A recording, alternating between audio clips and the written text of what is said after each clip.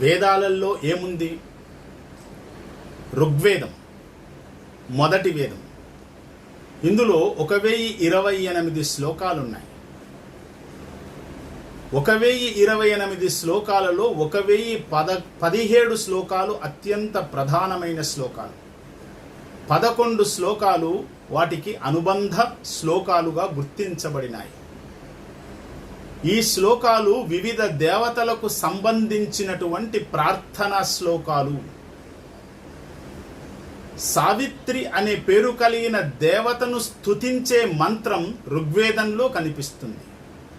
ఆ మంత్రానికే గాయత్రి మంత్రం అని పేరు. ఇవాళ మన వాడుకలో ఉన్న గాయత్రి మంత్రం ఋగ్వేదం నుండి స్వీకరించబడింది. ఋగ్వేదంలో 10 మండలాలు ఉన్నాయి. చిట్ట చివరి మండలంలో పురుష సూక్తం కనిపిస్తుంది. ఋగ్వేదంలో కుల వ్యవస్థకు సంబంధించినటువంటి చర్చ కూడా ఉంది. ఇక యజుర్వేదంలో యజ్ఞాలు, యాగాలు, క్రతువులకు సంబంధించినటువంటి శ్లోకాలు కనిపిస్తాయి. యజ్ఞయాగాదుల విధి విధానాలు కూడా అందులో చర్చింపబడినాయి. యజుర్వేదము 2 విభాగాల కింద కనిపిస్తుంది. మొదటిది శుక్ల యజుర్వేదము, 2 కృష్ణ యజుర్వేదం.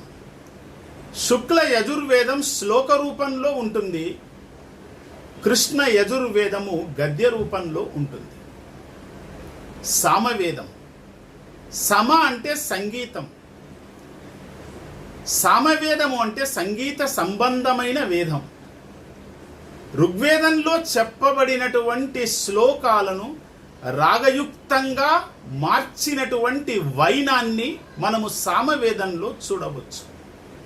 అంతకంటే దీని ప్రత్యేకత ఏమీ లేదు.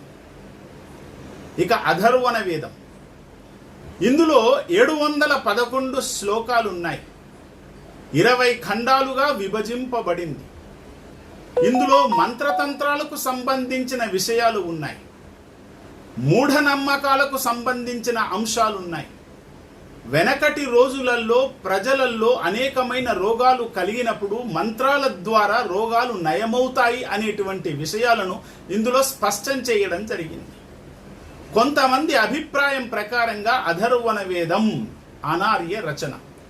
దీనిని మినహాయిస్తే చతుర్వేదాలలో మొదటి 3 వేదత్రయీగా భావిస్తారు.